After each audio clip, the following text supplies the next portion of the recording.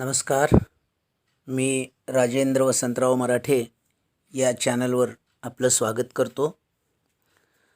आता आपल्याला पाठ क्रमांक 6 पाहायचा आहे. मदत करणारी क्रियापदे आणि त्यांचे संदर्भ. हा तिसरा भाग आहे. ही जणू आवर्त सारणी आहे.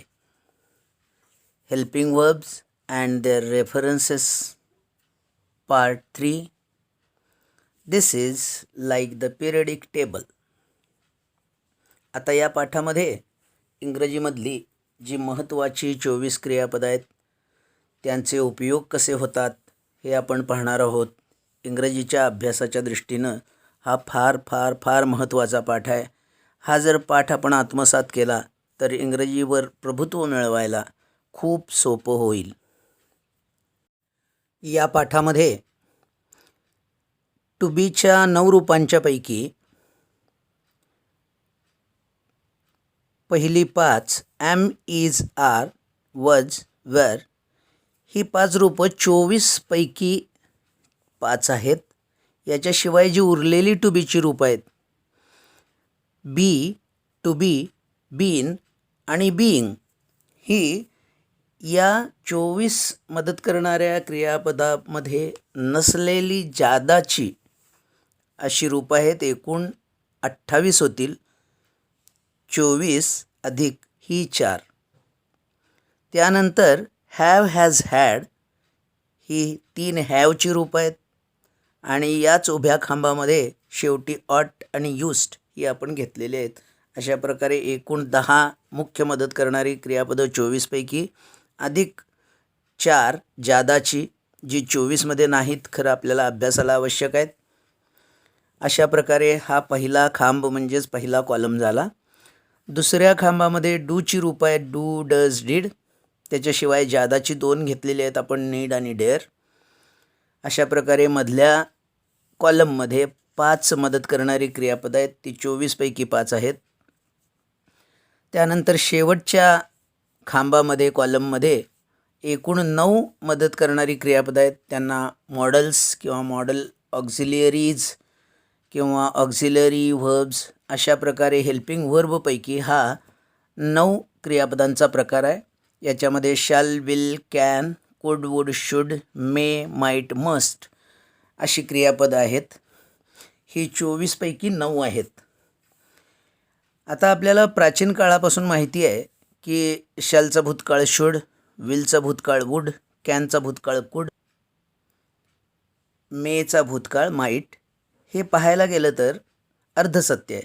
कारण ही 9च्या 9 क्रियापदं वेगवेगळ्या संदर्भाने वापरली जातात आणि कुठं ना कुठंतरी त्याचं भविष्याशी नातं असतं. म्हणजे वेगवेगळे संदर्भ आहेत. आता कुडचं आपण जर बघितलं तर कुड शक्य होते अर्थानं पण येतं, म्हणजे इथं भूतकाळाचा संदर्भ आला. आणि कुड हे विनंती करायला पण येतं, म्हणजे याचा भविष्यकाळाशी संबंध आला.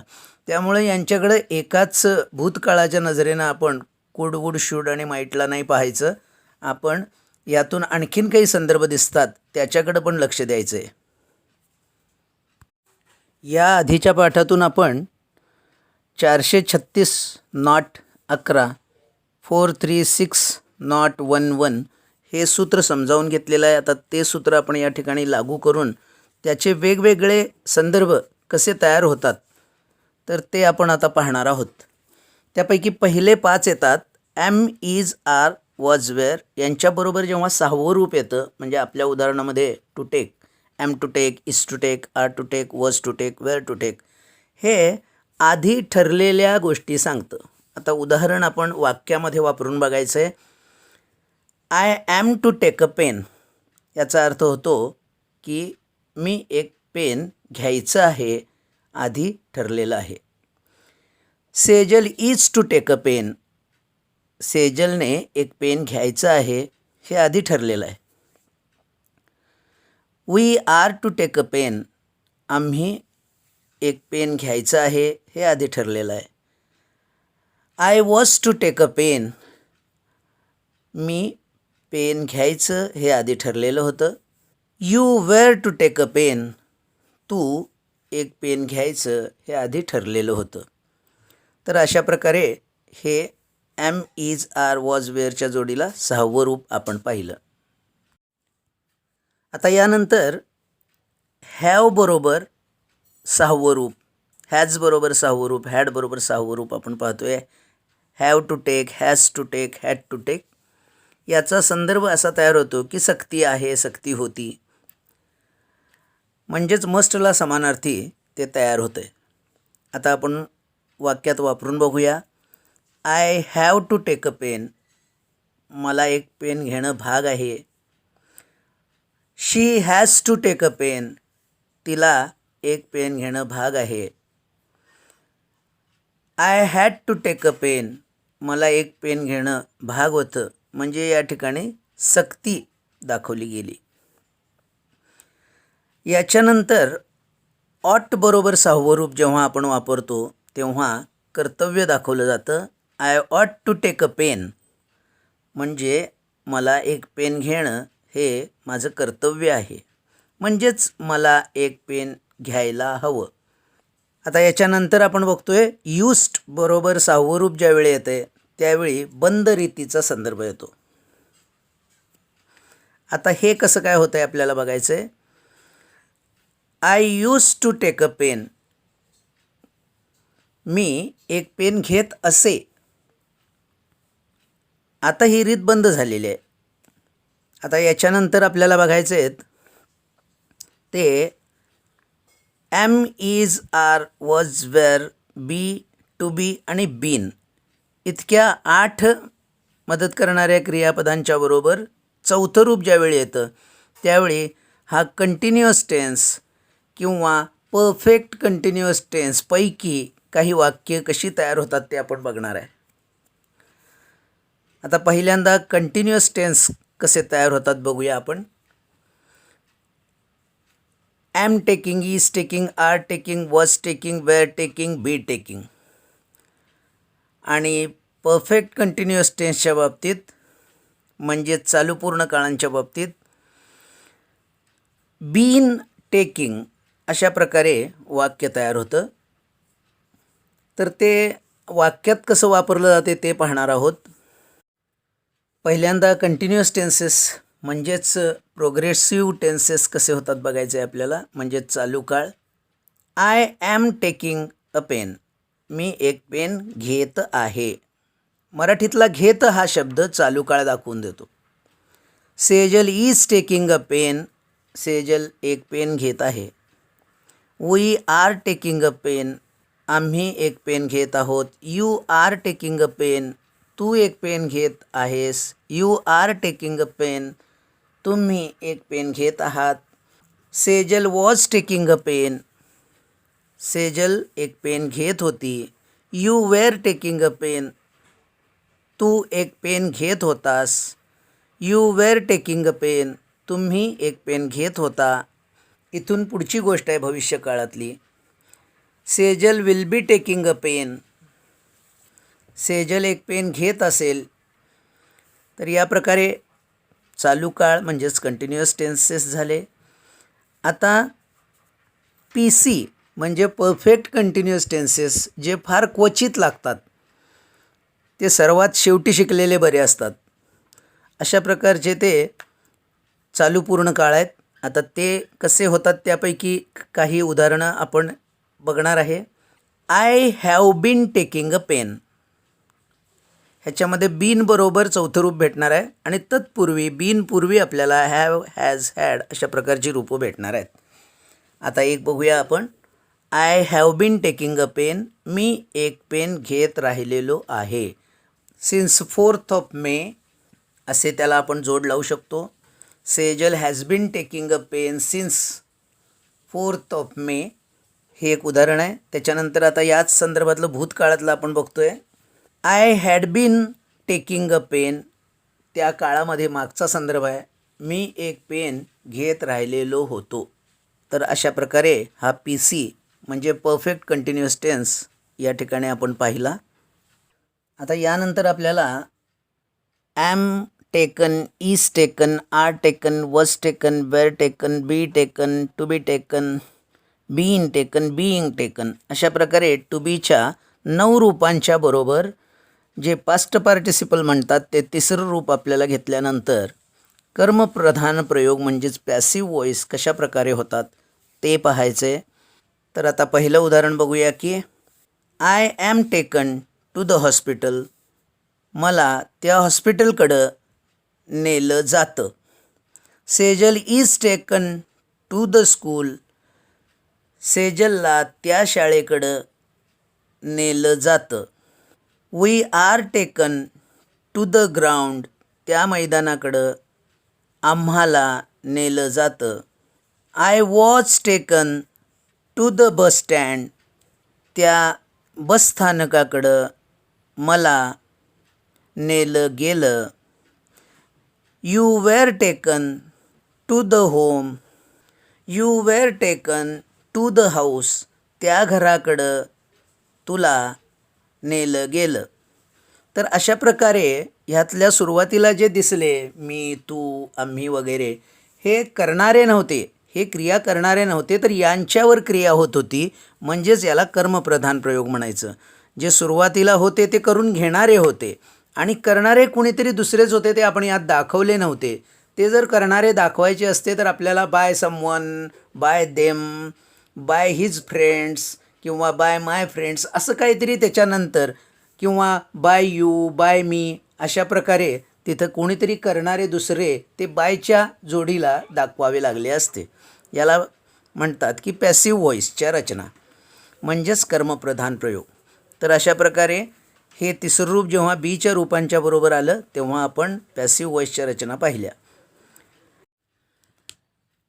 आता यानंतर have taken, has taken, had taken म्हणजेच पूर्ण काळाच्या रचना, इंग्लिशमध्ये परफेक्ट टेन्सच्या रचना कशा प्रकारे होतात ते पाहायचं आहे आपल्याला. I have taken a phone. मी एक फोन घेतला आहे. Sejal has taken a phone. सेजलने एक फोन घेतला आहे. Sejal had taken a phone. सेजलने एक फोन घेतलेला होता किंवा सेजलने एक फोन घेतला होता. अशा प्रकारे या रचना होतात. आता आपण मधल्या कॉलमकडं म्हणजे मधल्या खांबाकडं वळतो आहे. याच्यामध्ये डू, डज, डिड, नीड आणि डेअर अशी 5 मदत करणारी क्रियापद आहेत. या प्रकाराचं वैशिष्ट्य असं आहे की हे प्रश्न किंवा नकारामध्ये बहुसंख्य वेळेला वापरलं जातं आणि यापैकी डू, डज, डिड ही आणीबाणीला येणारी मदत करणारी क्रियापदं, जसं काही बचाव पथकातले सैनिक आहेत अशा प्रकारचं काम करतात. जेव्हा साधा वर्तमान काळ आणि साधा भूतकाळ यामध्ये मदत करणारं क्रियापद नसतं तेव्हा वर्तमान काळात डू, डज आणि भूतकाळामध्ये डीडचा वापर होतो. आता आपण हे वाक्यात उदाहरणात बघूया. जोर देणे म्हणजेच एम्फोसिस किंवा स्ट्रेसिंगसाठी याचा वापर होतो. कसा होतो बघूया आपण. आता आपण ज्यावेळी एखाद्या मित्राला सांगतो फिल्म ती बघच, तो पिक्चर बघच, ते कसं सांगतो तर डू सी द फिल्म. म्हणजे मी बघून आलो आहे आणि तू पण बघावंस असं मी जोर देऊन सांगतो आहे. Do see the film. आता दुसरं उदाहरण बघूया की Sejal does take a pen. Sejal एक पेन घेतेच, जोर दिला. Sejal did take a pen. सेजलने एक पेन घेतलेच. असं सामान्यपणाने जोर देण्यासाठी या तिघांचा उपयोग होतो, साधा वर्तमान काळ आणि साधा भूतकाळ या 2 काळात. काही वेळेला आपण तसे करणे या अर्थानं सुद्धा यांचा वापर करतो. आता उदाहरणार्थ आपण बघूया. एखाद्या हो किंवा नाही प्रश्नाला आपण उत्तर देतो. Do you go there. तू तिथं जातोस का. येस आय डू असं तो उत्तर देईल. होय मी तसं करतो. तसं करतो म्हणजे मूळ वाक्यामध्ये जे गो ही क्रिया दाखवलेली आहे तसं करतो. तर हा एक उपयोग झाला. दुसरा, does Sejal go to school. Yes she does. Sejal शाळेला जाते का. होय ती तसं करते. Did Sejal go to school. Sejal शाळेला गेली का. Yes she did. होय तिने तसे केले. Did Sejal go to school. Sejal शाळेला गेली का? No she didn't. नाही, तिने तसे केले नाही. तर अशा प्रकारे यांचे वापर होतात तसे करणे या अर्थानं. त्याच्यानंतर आपल्याला बघायचे आहे ते नीड. सामान्यपणानं नीड आणि डेअर हे आपण नकारार्थी वाक्यात कसं वापरलं जाते बघणार आहे. Need you go there. तुला तिथं जाण्याची गरज आहे का? No you needn't. तुला तसं करण्याची गरज नाही. Dare you go there. तिथं जाण्याचं तुझं धाडस आहे का? No you डेअरंट.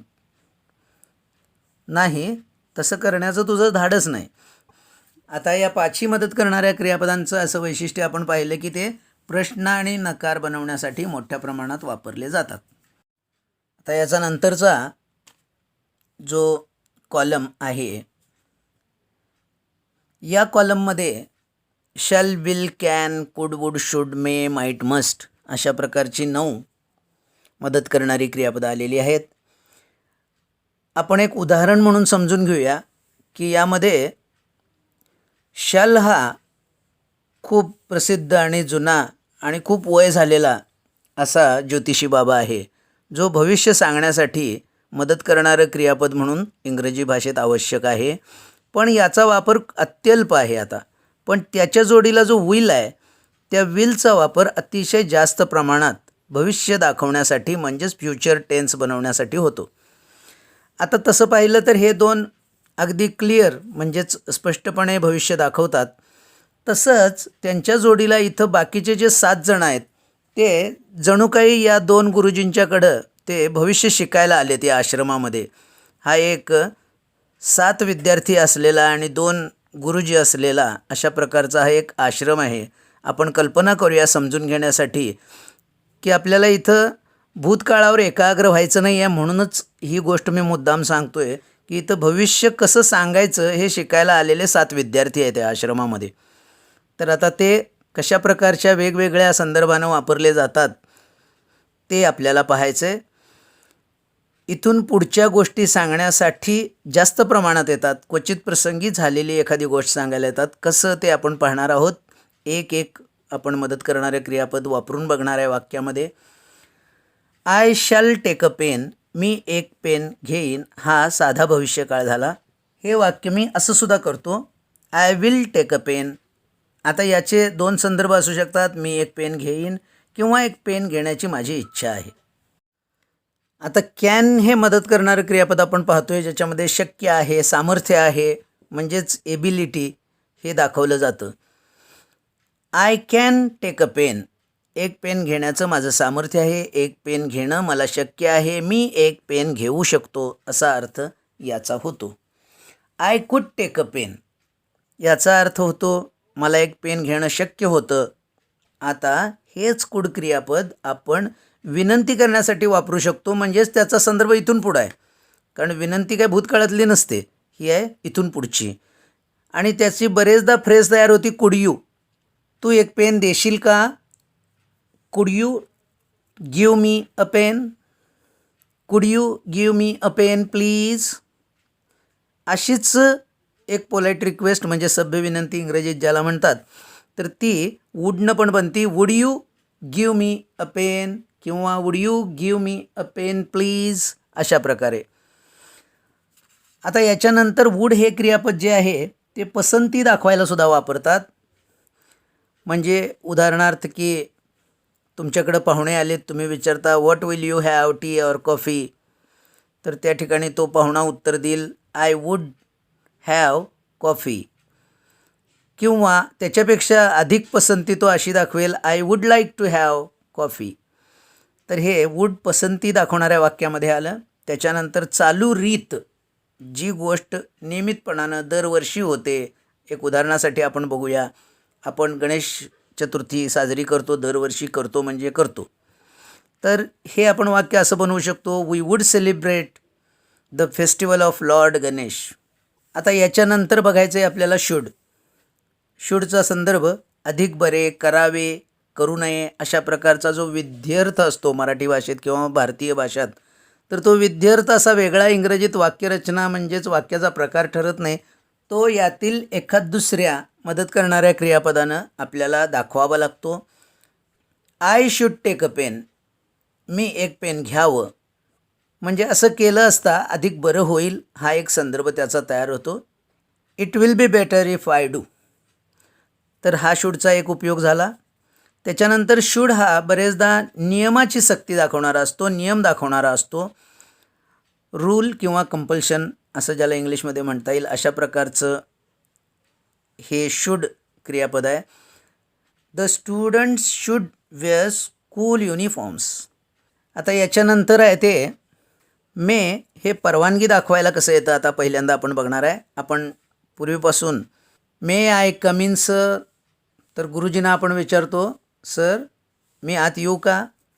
आता गुरुजी उत्तर देतील येस यू मे, आणि जर परवानगी द्यायची नसेल तर ते म्हणतील नो यू मेंट. तर हे परवानगी दाखवण्यासाठी आलं. याच्यानंतर आशीर्वाद दाखवायची एक खास पद्धत इंग्रजीत आहे. तुम्ही दर वाढदिवसाला गेला की म्हणता मे गॉड ब्लेस यू. तर याचा अर्थ असा होतो की देव तुझ्यावर कृपा करू दे, देवाची कृपा तुझ्यावर राहू दे. तर हे ब्लेसिंग्ज दाखवायला म्हणजेच आशीर्वाद दाखवायला आलं. याच्यामध्ये सुरुवातीला मे आलं आणि शेवटी मात्र लिहिताना उद्गार चिन्ह दिसलं. म्हणजे हा प्रश्न नव्हे, मदत करणारं क्रियापद आधी आलं तर आपण सर्वसामान्यपणे पाहतो की तो प्रश्न बनतो, पण हा इथं प्रश्न न बनता या ठिकाणी बनला तो आशीर्वाद. मे यू लिव्ह लाँग, तू दीर्घायुषी होस, अशा प्रकारचा आशीर्वाद दिला आहे. मेचा उपयोग शक्यता, संभवनीयता म्हणजेच प्रोबेबिलिटी याच्यासाठी होतो. तो याप्रमाणे.